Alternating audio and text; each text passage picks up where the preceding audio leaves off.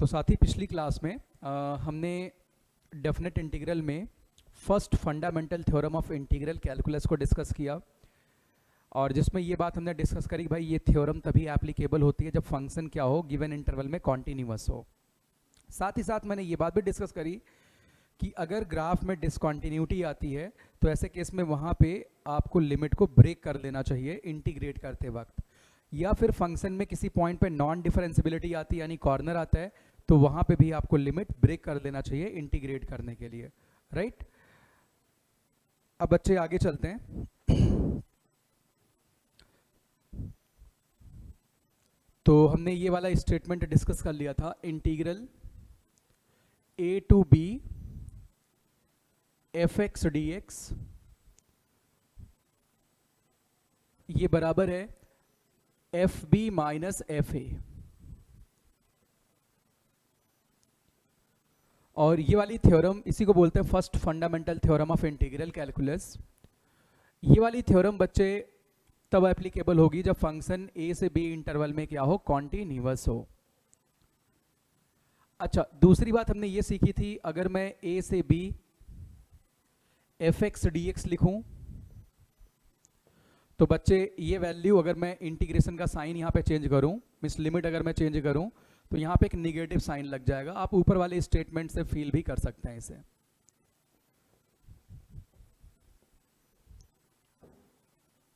ठीक है। ये वाली बात भी हमने डिस्कस करी थी। और बच्चे तीसरी बात मैंने ये डिस्कस कर दी थी कि अगर इंटीग्रल a से b fx dx आपके पास 0 आता है और ये भी दिया हुआ है कि फंक्शन fx a से b इंटरवल में कॉन्टिन्यूअस है, then this implies that there exists at least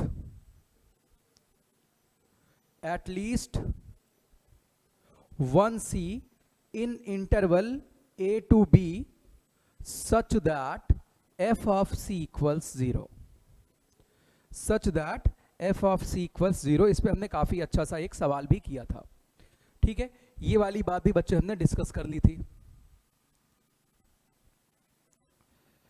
और एक और बात लगे हाथ यहां पे डिस्कस कर लेते हैं। अगर ऐसा कभी लिखा हुआ नजर आए a to b fx dx, a to b fx dx, अगर बच्चे ऐसा लिखा हुआ नजर आता है a to b fx dx, तो आप वेरिएबल चेंज भी कर सकते हैं। अगर मैं x को t से चेंज करूं तो इससे इंटीग्रेशन पे कोई फर्क नहीं पड़ेगा, यानी इसको आप a टू b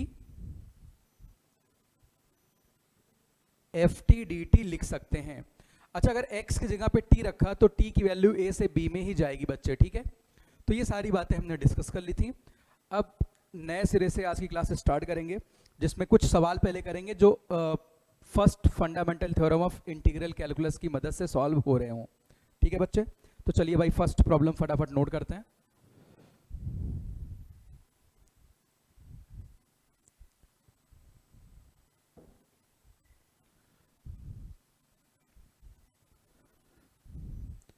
तो फटाफट फर्स्ट प्रॉब्लम नोट करते हैं।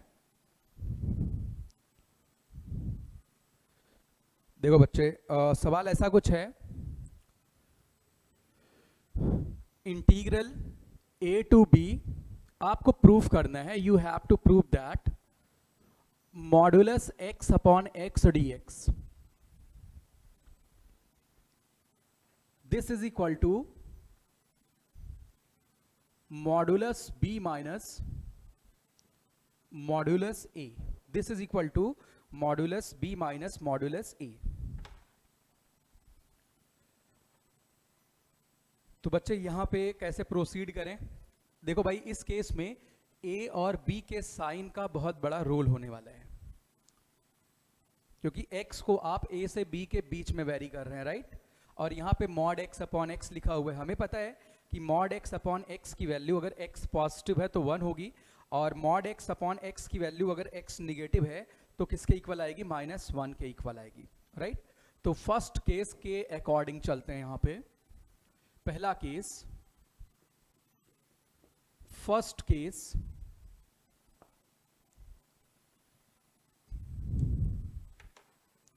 तो बच्चे पहले केस में मैं ये मान लेता हूं A पॉजिटिव है एंड B पॉजिटिव है, A and B both are positive, यानी राइट हैंड साइड अपना B माइनस A आता इसके अकॉर्डिंग, ठीक है। तो बच्चे क्योंकि A और B दोनों पॉजिटिव हैं और X जो आपका है वो A से B के बीच में वैरी कर रहा है, so it means X is also positive. X क्या बच्चे, ये भी पॉजिटिव है, so you can directly break modulus here. तो मॉड X की जगह पे X आएगा, X अपॉन X 1 हो जाएगा, तो ये लाल A टू B 1 dx बन जाएगा। इसको अगर आप सॉल्व करेंगे तो आपको B माइनस A मिलेगा, अगर A और B दोनों ही पॉजिटिव हों। अब बच्चे मैं दूसरे केस की बात करता हूं, सेकंड केस की बच्चे मैं बात करता हूं। इस केस में A पॉजिटिव है and B is negative. A बच्चे क्या है, पॉजिटिव है और B क्या है, निगेटिव है। A पॉजिटिव है और B क्या है, निगेटिव है। तो इस केस में जो अपने पास इंटीग्रल है, integral A to B mod X upon X, आप ध्यान दीजिए A पॉजिटिव है और B निगेटिव है। आप A से B की तरफ जा रहे हैं तो पहले आप A से 0 में से तोड़ लीजिए, क्योंकि जब आप X को A से 0 में वेरी करेंगे बच्चे तो यहां पे मॉड को आप एज इट इज रिमूव कर सकते हैं, तो ये 1 dx बन जाएगा। बट जब आप 0 से B जाएंगे, क्योंकि B निगेटिव है तो इसका मतलब 0 से एक निगेटिव नंबर की तरफ जा रहे हैं, X निगेटिव है तो बच्चे मॉड हटेगा और यहां पे माइनस लग जाएगा। चलिए इसे इंटीग्रेट करते हैं तो बच्चे यहां पे तो माइनस A आएगा और भाई इसको इंटीग्रेट कर लेते हैं, यहां पे माइनस B आ जाएगा। A positive and B negative, you can see here B negative है तो भैया यहां से मॉड हटेगा, माइनस लगेगा माइनस B, और A पॉजिटिव है तो ऑफकोर्स यहां पे माइनस A आएगा। ये बच्चे दूसरा केस था, राइट। अब थर्ड केस की बात मैं करता हूं। थर्ड केस की बात मैं करता हूं। इस बार बच्चे A निगेटिव है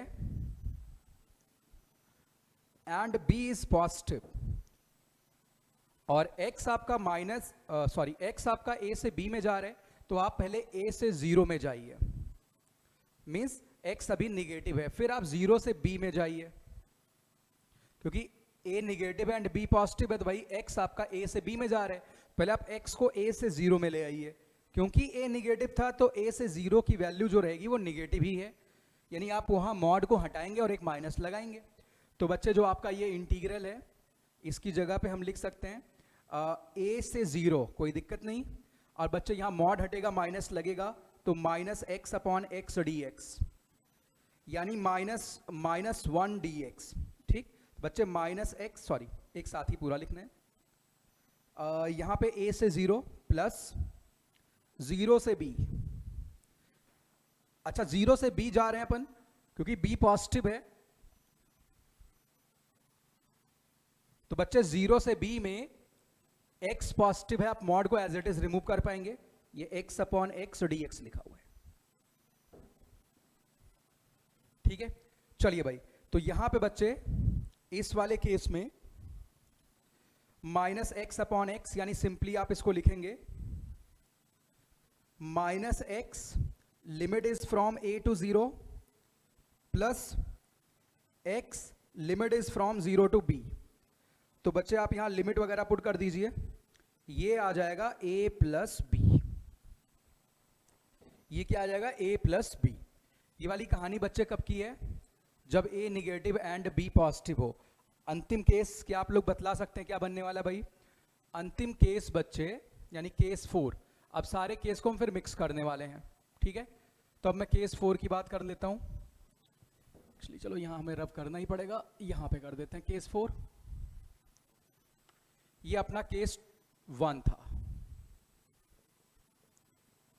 केस 4 को मैं यहां सॉल्व कर देता हूं। तो बच्चे केस 4 में क्या है, केस 4 में है ए निगेटिव है और बच्चे बी भी निगेटिव है।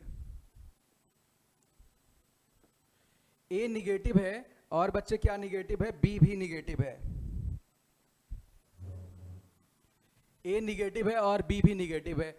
तो साथी आपका जो ये वाला इंटीग्रल था ए से B mod x upon x d x, यानी दोनों ही निगेटिव हैं। तो यहां पे आप चुपचाप से, आपको पता है आपका x निगेटिव है, आप मॉड हटा दीजिए, माइनस लगा दीजिए। तो सिंपली बच्चे आप किसको इंटीग्रेट करने जा रहे हैं, -1 dx को। अच्छा कैसे ये बना, क्योंकि x निगेटिव है तो बच्चे मॉड हटेगा, माइनस लगेगा, x अपॉन एक्स -1 आ गया। तो -x सिंपली आप जब इसे इंटीग्रेट करेंगे -x मिलेगा, लिमिट लगा दो बच्चे a से b, तो यहां से लाल मिल जाएगा a माइनस b। अब आप अपने चारों केसेस को देखिए। अगर फर्स्ट केस की मैं बात करूं b माइनस a आ रहा है, इसमें a और b दोनों पॉजिटिव हैं, of course b minus a मिलेगा। अगले केस में बच्चे दूसरे में a positive and b negative है, तो -a माइनस b आ रहा है, a positive and b negative है, तो मॉड इसे पॉजिटिव करने के लिए माइनस से मल्टीप्लाई कर देगा। a positive as it is आप रिमूव कर सकते हैं, तो -a माइनस b मिल जाएगा। केस थर्ड की बात करते हैं, इसमें बच्चे a negative and b positive है, a negative and b positive है, तो a प्लस b आया। a निगेटिव यानी मॉड हटा, माइनस लगा, तो यहाँ प्लस आ जाएगा, plus a and b is positive, तो मॉड को एज इट इज रिमूव करेंगे, b प्लस a होगा। आखिरी केस है बच्चे जिसमें a और b दोनों निगेटिव हो चुके हैं। अगर a और b दोनों निगेटिव है तो इंटीग्रेट करने पे a माइनस b आता है। तो यहाँ पे देखिए a भी निगेटिव, b भी निगेटिव, यहाँ से मॉड हटा, माइनस लगा, तो माइनस भी यहाँ पे प्लस है, a माइनस b आ जाएगा, राइट। तो बच्चे इस तरीके से आप आगे बढ़ेंगे। तो इन चारों केस को कंबाइन करके हम उस फॉर्म में लिख सकते हैं, ठीक है। चलिए भाई आगे चलते हैं।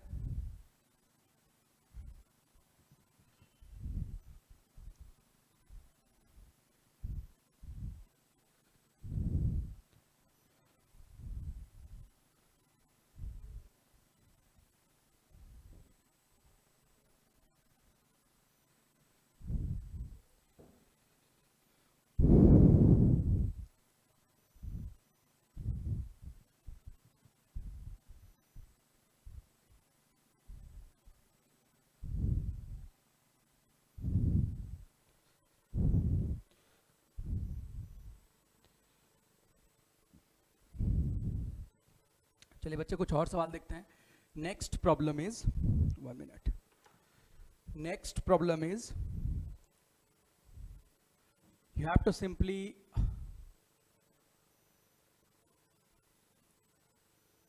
No just 1 minute. यहां पे ये दिया हुआ है, इफ n minus 1 divided by 2 to n plus 1 divided by 2 fx dx is equal to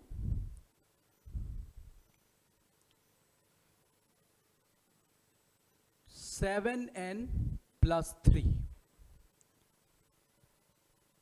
जहां पे n कोई भी इंटीजर है बच्चे। This is given to you. कुछ सवाल ऐसे भी मिलेंगे जहां पे तुम्हें फंक्शन नहीं दिया होगा, जिसके लिए तुम area under the curve calculate कर रहे हो, राइट। फंक्शन पता होगा आपको, इंडेफिनिट आता है, आप इंटीग्रेट कर लेते इसे, बट ये दिया नहीं है। n माइनस 1/2 से, अच्छा एक और बात, या ऐसा फंक्शन दिया गया जिसका आपको एंटी डेरिवेटिव पता भी नहीं है, भाई ऐसे भी सवाल यहां पे मिलते हैं, ठीक है। देन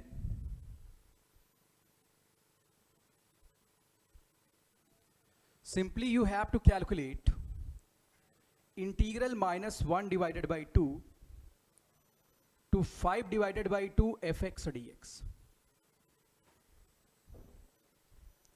ये कैलकुलेट करना है। तो बच्चे आप यहां पे देख सकते हैं, इस केस में अगर मैं n की वैल्यू 0 पुट कर दूं तो मुझे -1/2 मिल जाएगा। भाई फंक्शन तो पता नहीं है, हमें इसी फॉर्मूले का यूज करना जो ऊपर दिया गया है। तो 0 पुट करने बच्चे मुझे -1/2 यहां तो मिल जाएगा, बट ऊपर +5/2 है। ऐसा तो है नहीं कि यहां पे मैं 0 पुट करूं और यहां पे मैं 2 पुट कर दूं, ऐसा तो मैं कर नहीं सकता। तो अब क्या करना चाहिए भाई, जब मैं n बराबर 0 पुट कर रहा हूं तो -1/2 से +1/2 मिल रहे हैं। चलो भाई इस इंटीग्रेशन को, इस पे तो कोई दिक्कत नहीं है, इस इंटीग्रेशन को, इस पे कोई दिक्कत नहीं है। जब मैंने n बराबर 0 पुट किया तो लिमिट ये चल रही बच्चे -1/2 से +1/2 fx dx। इस पे हमें कोई समस्या नहीं है। अच्छा, अब जब मैं n की वैल्यू 1 पुट करने जा रहा हूँ, n की वैल्यू जब मैं 1 पुट करने जा रहा हूँ तो 1 पुट करती लिमिट क्या आएगी, 1/2 से 3/2। क्या आएगी बच्चे, 1/2 से 3/2 fx dx। अच्छा, अगर मैं n की वैल्यू 2 पुट कर दूं बच्चे, n की वैल्यू अगर मैं 2 पुट कर दूं तो 3/2 से 5/2 fx dx। ये कब आया बच्चे, जब मैंने n की वैल्यू क्या पुट कर रखी है, 2 पुट कर रखी है। भाई क्या इस इंटीग्रेशन को ऐसे ब्रेक कर सकते हैं? बिल्कुल कर सकते हैं, बिल्कुल आप इस तरीके से ब्रेक कर सकते हैं। आपको -1/2 से +1/2 जाना था ग्राफ पे, तो आप पहले -1/2 से +1/2 तक गए, फिर 1/2 से। भाई रुक रुक के जा रहे हैं आप, आराम करते हुए जा रहे हैं, ग्राफ तो पूरा कवर हो रहा है ना। -1/2 से +1/2 में आप गए, और फिर मेरे लाल आप 1/2 से 3/2 में गए, और उसके बाद आप 3/2 से 5/2 में जा रहे हैं। So now you can see this given condition। बच्चे इसकी वैल्यू आपको सिंपली ये तब मिलेगा जब n 0 रहा हो। तो यहाँ पे आप राइट हैंड साइड में n बराबर 0 पुट कर दीजिए, यानी इस इंटीग्रल की वैल्यू तब मिलेगी जब n बराबर 0 आ जाए। तो 0 पुट करते बच्चे 3 मिल गया, प्लस अच्छा n बराबर 1 जब आपने पुट किया तो आपको 1/2 से 3/2 मिला। बच्चे आप यहाँ पे 1 पुट कर दीजिए तो 7 3 10 हो जाएगा। यहाँ पे क्या मिल जाएगा, 10 मिल जाएगा। फिर बच्चे n बराबर 2 आप पुट कर दीजिए तो 14 + 3 कितना आ जाएगा, 17 मिल जाएगा बच्चे, 17 मिल जाएगा। इस सबको आप जोड़ दीजिए तो राइट आंसर क्या आ जाएगा, 30। बच्चे इसका राइट आंसर क्या आ जाएगा, राइट आंसर विल बी 30। ठीक है, आप इस तरीके से इसमें प्रोसीड कर सकते हैं। चलिए तो नेक्स्ट प्रॉब्लम की तरफ बढ़ते हैं।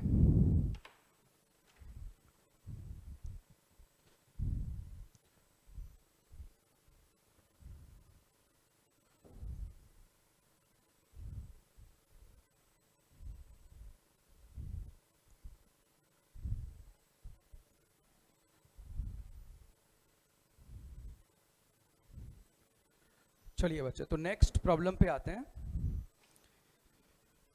एक और सवाल ऐसे कर लेते हैं, इसमें फंक्शन ना पता और इंटीग्रेट करना हो। एक और सवाल ऐसे देखते हैं। चलिए तो प्रॉब्लम है इंटीग्रल -3 to 12 3 + 4 fx। ये बच्चे तुम्हें दिया गया है 5, ये तुम्हें दिया गया है 5 and integral 6 to 12 4 fx, sorry 4 +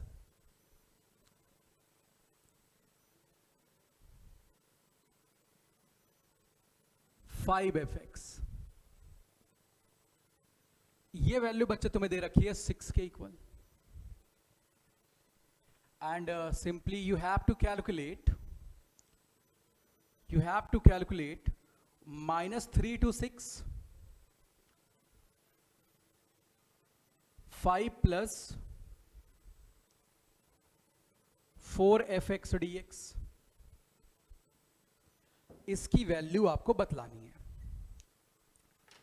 तो बच्चे क्या करना चाहिए यहाँ पे, आप देख सकते हैं इस केस में यहाँ -3 से 12 लिमिट है, यहाँ पे 6 से 12 लिमिट है।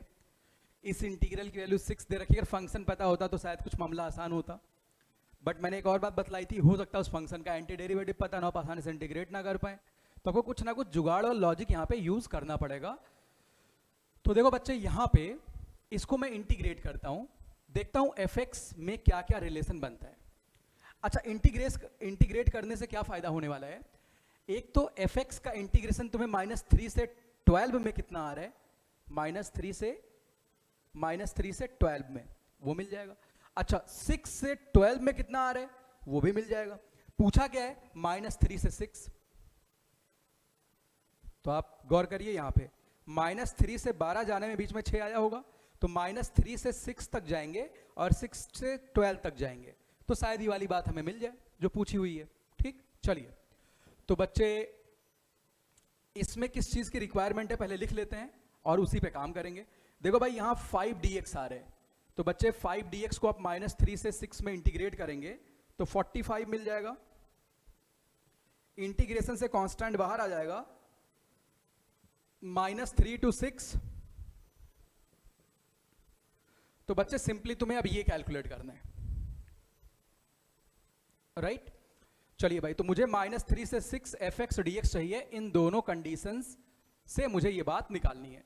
अब देखो बच्चा, जो फर्स्ट वाला दिया गया है, पहले मैं इसको सॉल्व कर देता हूं। इसको यहां पे लाल -3 से 12, 3 + 4 fx dx को 5 दिया हुआ है, तो 3 तो सीधे इंटीग्रेट हो रहा है, कितना आएगा 45 प्लस 4 इंटीग्रल -3 से 12।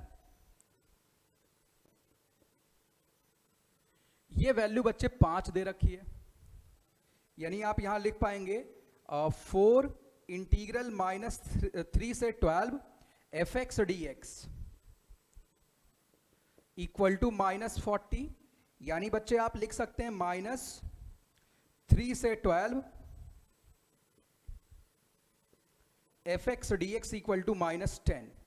ये वैल्यू तुम्हें पता है कि भैया ये वाली वैल्यू -10 के इक्वल है। -3 से 12 fx dx कितना है, -10 है। जरा इसको करके देखते हैं। तो यहां बच्चे 4 dx आएगा, इंटीग्रेट करेंगे 6 से 12, तो यहां पे 24 आएगा, plus 5 integral 6 to 12 fx dx, this is 6। यानी आपको 5 इंटीग्रल 6 to 12 fx dx, ये -18 के इक्वल पता है। तो बच्चे इंटीग्रल 6 to 12 fx dx कितना आएगा, -18 डिवाइडेड बाई 5 आ जाएगा। देखो बच्चे, आपको ये बात मिल गई है। -3 से 12 में क्या इंटीग्रेशन आ रहे हैं, और 6 से 12 का पता है। आपसे -3 से 6 का पूछ रखा है। एक्चुअली पूछा तो ये पूरा है, लेकिन ये पुट करते आपको ये आंसर मिल जाएगा। तो देखिए बच्चे, -3 से 12 fx dx की मैं हेल्प लेता हूं, -3 से इसी की हेल्प ले रहा हूं, किसकी, -3 से 12 fx dx की। तो मैं लिमिट को -3 से 6 ले जाता हूं। कहां से कहां बच्चे, -3 से कहां तक ले जाता हूं, 6 तक ले जाता हूं, ठीक है। fx dx प्लस, क्योंकि 12 तक जाना है तो बच्चे 6 से 12 fx dx। अब 6 से 12 fx dx -18/5 है, -18/5 है बच्चे। तो यहां आपको मिलेगा इंटीग्रल -3 to 6 से 12 fx dx -18/5 है।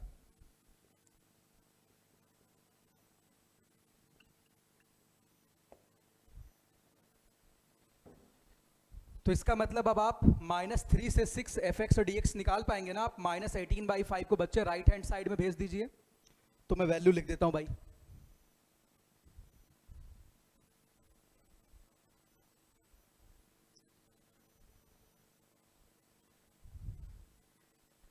तो बच्चे आप -18/5 को राइट हैंड साइड में भेजोगे तो मिलेगा -3 to 6 fx dx equal to -10 + 18/5। तो -50 + 18 कहे तो -32/5। ये लो भाई, तुम्हें -3 से 6 fx dx मिल गया। तो बच्चे -3 से 6 fx dx की वैल्यू आप -32/5 पुट कर दीजिए, ठीक है। -3 to 6 fx dx की वैल्यू आप -32/5 पुट कर दीजिए बच्चे। तो यहां पे पुट करके देखते हैं, यानी क्या आएगा 45 माइनस, क्योंकि ये माइनस था यहां पे वैल्यू मैं रख रहा हूं, 4 × 32 128/5। आप इसको सॉल्व कर लीजिए, जो भी आए वही आंसर हो जाएगा, ठीक है। मैं सिंप्लीफाई नहीं कर रहा हूं भाई, आप कर लेना। 45 - 128/5। तो बच्चे ये आप मंजिल पे पहुंच गए, ठीक है। चलिए भाई आगे चलते हैं। अब थोड़ा आगे बढ़ते हैं इस चैप्टर में। आप ये सब अब समझ गए भाई, लिमिट को ब्रेक वगैरह करके बहुत सारी बातें हम आसान कर सकते हैं।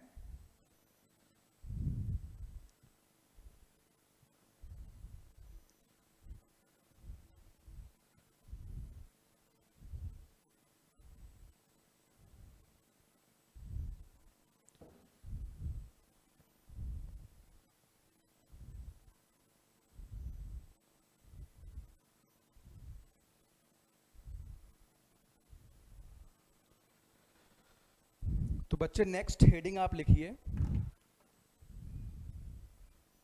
Turning property.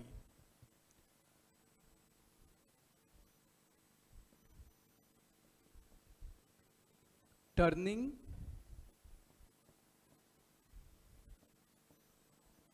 पहले मैं इसका एल्जेब्रिक प्रूफ तुम्हें बता दूंगा और फिर इसका नाम टर्निंग प्रॉपर्टी। ऑब्वियस है, नाम देख के लग रहा है कि कहीं कुछ ना कुछ टर्निंग हुई होगी, तो ऑब्वियसली यहाँ फंक्शन की टर्निंग होने वाली है कि फंक्शन कहीं जाएगा फिर टर्न होके वापस आएगा, ऐसा कुछ होने वाला है यहाँ पे टर्निंग प्रॉपर्टी में। ठीक है बच्चे, तो देखिए यहाँ पे पहले वो प्रॉपर्टी लिख लेते हैं, प्रॉपर्टी क्या है। और ये बहुत फेमस प्रॉपर्टी है, ये आपको याद भी रखनी है। तो देखो बच्चे, प्रॉपर्टी ये है इंटीग्रल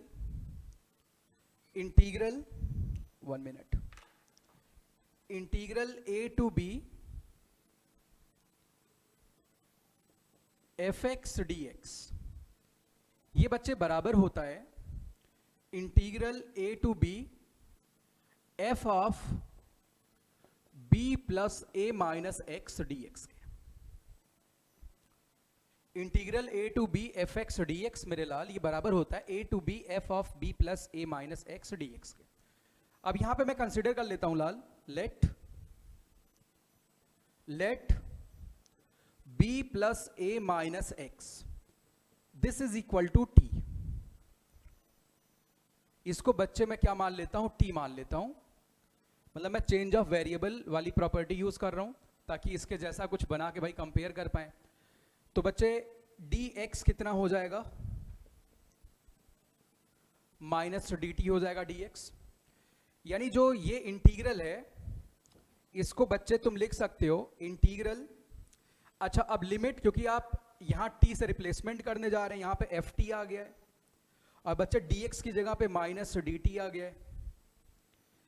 अच्छा जब आप x बराबर a पुट कर रहे हैं बच्चे, x बराबर a पुट करने पे t कितना आ रहा है, b आ रहा है। x बराबर a पुट करने पे t कितना आ रहा है, b आ रहा है। And when you are going to put x equals b here then t equals a, तो बच्चे a आ रहे हैं। जरा इसको थोड़ा सा और सिंपलेस्ट फॉर्म में लिखते हैं। तो बच्चे ये माइनस में बाहर निकाल लेता हूं, तो लिखा हुआ इंटीग्रल b से a ft dt। अच्छा अगर मैं डायरेक्शन ऑफ इंटीग्रेशन चेंज करूं, b से a की जगह a से b करूं तो एक और माइनस बाहर आ जाएगा। तो बच्चे माइनस माइनस क्या हो जाएगा, प्लस a से b fx ft dt। अच्छा a से b आप ft dt करो या a से b f of something d of something, something should be same, it can be 1 x raised to 1 lakh कुछ भी हो, but f of something d of something from a to b तो same रहेगा, right.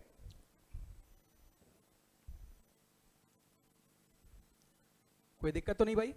चलिए बच्चे, तो यानी a से b fx dx और a से b ft dt बराबर होते हैं, हेंस प्रूव्ड, ये दोनों बातें सेम होंगी।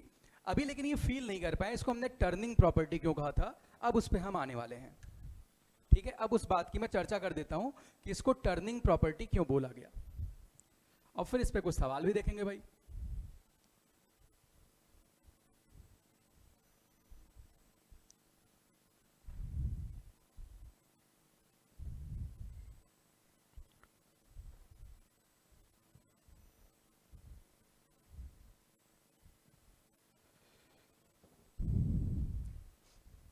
तो बच्चे यहां पे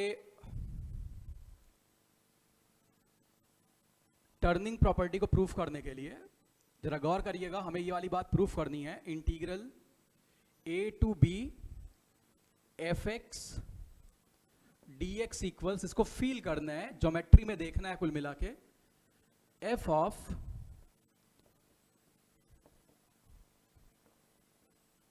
तो बच्चे इसके लिए मैंने क्या किया,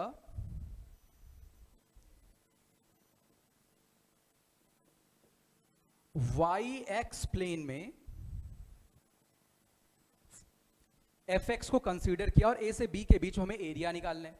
तो देखो बच्चे, ये मैं एफ एक्स यहां बना लेता हूं, ये मेरे पास एफ एक्स है, कुछ ऐसा दिख रहा है भाई एफ एक्स।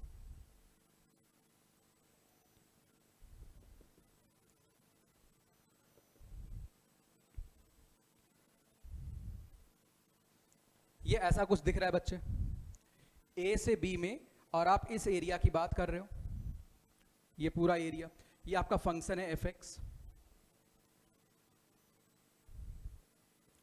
अच्छा बच्चे, तुम्हें f of b plus a minus x बनाना है, तो भाई ये बनाने के लिए आप सबसे पहले एफ ऑफ माइनस एक्स बना लीजिए। आपको क्या बनाना बच्चे, एफ ऑफ माइनस एक्स बनाना है। आपको सबसे पहले एफ ऑफ माइनस एक्स बनाना है। उसके बाद लाल आपको क्या करना चाहिए, एफ ऑफ माइनस एक्स बनाने के बाद आपको क्या करना चाहिए, आप बच्चे एफ ऑफ, इसी ग्राफ को आप कुल मिला के पहले एफ ऑफ माइनस एक्स बनाना है। चलो बना लेते हैं, पहले एफ ऑफ माइनस एक्स बना लेते हैं। अच्छा, एफ ऑफ माइनस एक्स का मतलब क्या बच्चे, आप इस ग्राफ का वाई एक्सिस में मिरर इमेज लोगे, रिफ्लेक्शन। तो इसका रिफ्लेक्शन ले लेते हैं बच्चे, तो जो फंक्शन आएगा वो माइनस बी से ए की तरफ आएगा। किधर से किधर आएगा भाई, माइनस बी से माइनस ए की तरफ आएगा। ये देखो बच्चे, मैंने रिफ्लेक्शन ले लिया, और जो रिफ्लेक्टेड ग्राफ है वो भाई कुछ ऐसा नजर आया अपने को, ये इस तरीके से हमने इसका रिफ्लेक्शन ले लिया। अच्छा, अब इसी ग्राफ को, क्योंकि एफ ऑफ माइनस एक्स बनाए बच्चे, कौन सा ग्राफ है, f of minus x, f of minus x.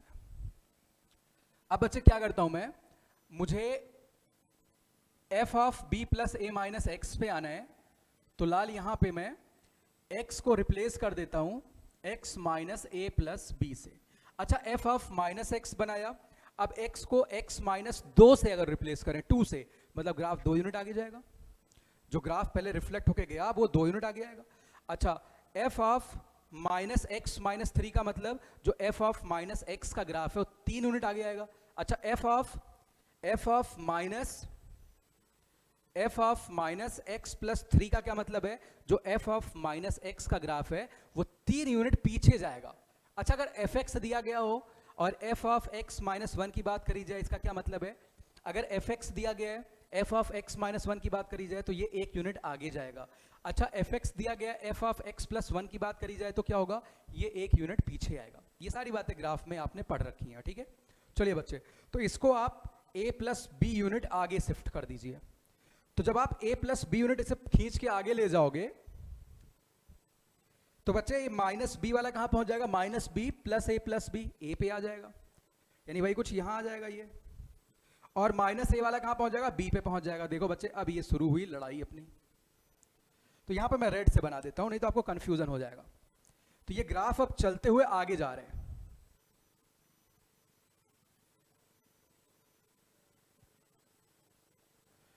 अच्छा, ये जो मैंने रेड से बनाया ये कौन सा ग्राफ है बच्चे, ये y बराबर है f of a plus b minus x. अच्छा, क्या ये दोनों एरिया सेम होंगे, क्या ये दोनों एरिया सेम होंगे? भाई हुआ क्या, आपके पास कोई मान लो यहां पे फंक्शन है, ठीक, ये मान लो एक्स वाई एक्सिस है, और यहां पे मैं लेट सपोज ये मुझे पेज दिख रहा है, इस पेज को मैं ले लेता हूं। ये बच्चे मेरे पास यहां पे कोई फंक्शन है, राइट, ये आप देख सकते हैं, ये मेरे पास y एक्सिस, ये y एक्सिस है, और ये मेरी x एक्सिस है। यहां पे मेरे पास बच्चे कोई भी एक ग्राफ है। अगर मैं इसका रिफ्लेक्शन लूंगा तो ये इधर आ जाएगा। अच्छा, ग्राफ रिफ्लेक्ट कर गया, क्या इससे एरिया अफेक्टेड होगा? नो। अच्छा, अपवर्ड या डाउनवर्ड कहीं मूव कर जाए उससे क्या एरिया अफेक्टेड होगा? नहीं, बिल्कुल नहीं। आगे ट्रांसलेट कर जाए, क्या एरिया अफेक्टेड होगा? बिल्कुल भी नहीं। बैकवर्ड जाए तो नहीं भाई, एरिया पे कोई फर्क नहीं पड़ता। ये बात अब आप फील कर रहे होंगे, ठीक है। तो इसका मतलब हुआ क्या, जो फंक्शन आपके पास था पहले ये पलट गया, पहले क्या हुआ, ये पलट गया। अब फिर टर्न होके वापस आ रहा उसी जगह पे। ये तो भाई यही बात हुई कि मान लिया आपके पास सपोज यही वाला ये रेक्टेंगुलर पेपर है, आप देख सकते हैं। अगर मैं इसी पेपर को बच्चे पलट दूं, क्या इससे एरिया पे कोई फर्क पड़ा? नहीं, एरिया पे कोई फर्क नहीं पड़ा भाई। यानी बच्चे एरिया क्या रहेगा? बराबर रहेगा, इसीलिए इसको क्या बोला गया? Turning point. ठीक है, चलिए भाई, तो ये बात अब मैं उम्मीद करता हूं आप समझ गए होंगे। तो बच्चे यानी ये जो रेड वाला एरिया है और जो ब्लैक से बन रहा है, दोनों एरिया बराबर होंगे, यहां लिख लेते हैं दिस इंप्लाइज दैट। और टर्निंग प्रॉपर्टी क्यों बोलते हैं ये भी आपको पता चल गई, दिस इंप्लाइज दैट, यही वाली बात, दोबारा मैं नहीं लिखूंगा। चलिए बच्चे अब इस पे प्रॉब्लम देखते हैं। तो फर्स्ट प्रॉब्लम है I इक्वल्स 2 to 3, ये बहुत ही फेमस प्रॉपर्टी है, under root x d x under root x plus, ये बच्चे तुम्हें सॉल्व करना है फटाफट, ये बच्चे तुम्हें सॉल्व करना है।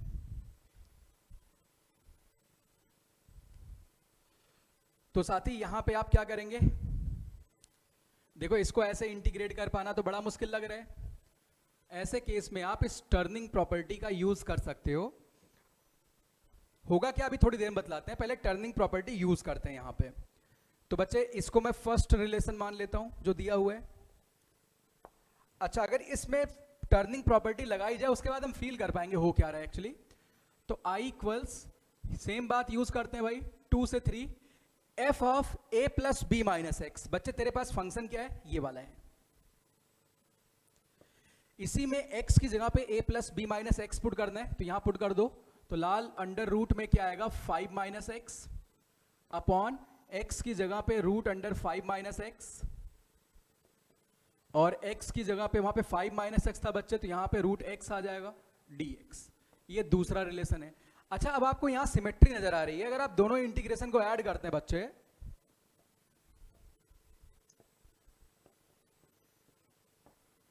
तो यहां से 2 टाइम्स I, ये बराबर होगा 2 to 3, डिनोमिनेटर दोनों का सेम है तो न्यूमरेटर ऐड हो जाएंगे, under root x plus under root 5 minus x d x upon under root 5 minus x plus under root x. Now you can see ये कैंसिल आउट हो गया बच्चे। तो आपको 1 dx को इंटीग्रेट करना है, यानी 2I equals integral 2 to 3 dx। Simply यहां पे क्या आ गया? 1 आ गया। तो बच्चे I की वैल्यू आप निकाल सकते हैं। I कितना है? 1 डिवाइडेड बाई 2। अच्छा, अब आप इसे फील करते हैं, टर्निंग प्रॉपर्टी ने किया क्या होगा एक्चुअली। अगर मैं इसको इंडेफिनिट से इंटीग्रेट करूं, इट माइट बी पॉसिबल कि मैं इसे इंटीग्रेट ना कर पाऊं।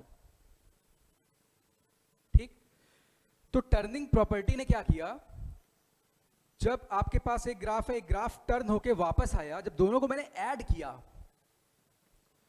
तो दोनों फंक्शन का रिजल्टेंट कुछ कांस्टेंट फंक्शन बन गया जिसको इंटीग्रेट करना आसान है। मतलब होता है ऐसा कुछ फैक्टर एडजस्ट हो गया हो या कैंसिल हो गया हो जो नॉन इंटीग्रेबल के लिए जिम्मेदार था, राइट। बट खैर आप ये देख पा रहे हैं इसकी ब्यूटी कि जब मैंने इसको ऐड किया तो जो 2y बना बहुत आसान सा इंटीग्रेशन बन गया ऐड करने के बाद।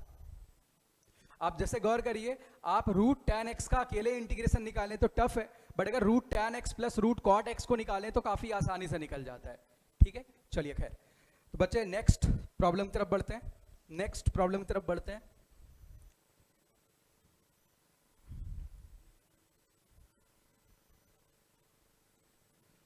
तो साथ ही ऐसे सवाल बोर्ड एग्जाम्स के लिए भी काफी इंपॉर्टेंट होते हैं, बोर्ड वाले भी ऐसे सवालों पे फोकस करते हैं भाई। तो बच्चे नेक्स्ट प्रॉब्लम है integral 0 to π/2 square root of tan x। ये भी बोर्ड के लिए तो बहुत ही फेमस सवाल है, root tan x plus root cot x dx। ठीक है, ये वाला मैं कर देता हूं और एक सवाल मैं आपके लिए छोड़ देता हूं, ये होमवर्क है, बाकी अगली क्लास में इसे कंटिन्यू करेंगे। तो बच्चे आपके लिए सवाल मैं छोड़ देता हूं, 0 से π/2 स्क्वायर रूट ऑफ, या ऐसे लिख लेते हैं 0 से π/2 sine raise to the power 2023x dx। Upon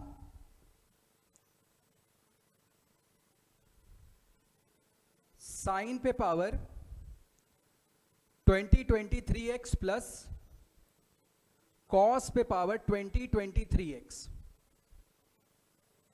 ये इंटीग्रेट करना है बच्चे, ये बड़ा सा इंटीग्रेशन दिया गया।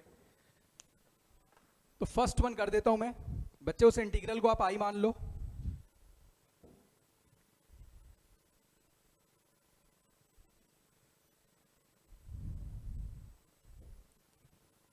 इस इंटीग्रल को बच्चे क्या मानना है, सिंपली आई मान लेना है। तो देखो लाल, यहां पे मैं आई इक्वल्स ऐसे मान लेता हूं 0 से π/2 स्क्वायर रूट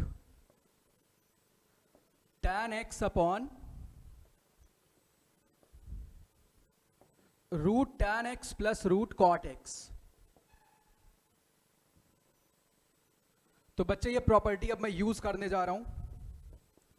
आई इक्वल्स क्या property, f of x d x को क्या लिखा था, f of a plus b minus x. A plus b minus x कहे तो π/2 माइनस एक्स, तो यानी 0 से π/2 square root of tan π/2 minus x. अब आप भाई समझ गए ऐसा लग रहा है, upon root tan π/2 minus x plus square root of cot π/2 minus x d x. तो बच्चे tan 90 माइनस थीटा कितना होता है, कॉट थीटा। यहां भी कॉट, वहां पे tan आएगा, यानी आप आई को लिख सकते हैं लाल स्क्वायर रूट ऑफ 0 से π/2, सॉरी इंटीग्रल 0 से π/2, इंटीग्रेशन स्क्वायर रूट नजर आने लगा भाई, इसका मतलब मास्टर थक रहा है अब। Root cot x upon square root of tan x plus root of cot x dx। बच्चे आप इन दोनों को कर दो ऐड, इन दोनों क्या कर दो बच्चे, ऐड कर दो। तो आपको नजर आ रहा होगा रूट tan रूट कॉट ऊपर और रूट tan रूट कॉट नीचे भी आ रहे हैं, यानी बच्चे 2i दोनों को ऐड करने पे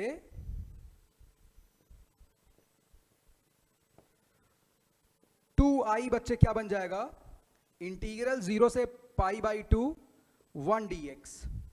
सिंपली ये π/2 आ जाएगा, तो बच्चे i की वैल्यू कितनी मिल जाएगी, π/4। i कितना आ जाएगा, π/4। ठीक है, तो साथी अगली क्लास में यहीं से कंटिन्यू करेंगे। ये आपका होमवर्क है, आप जरूर इसका आंसर करना।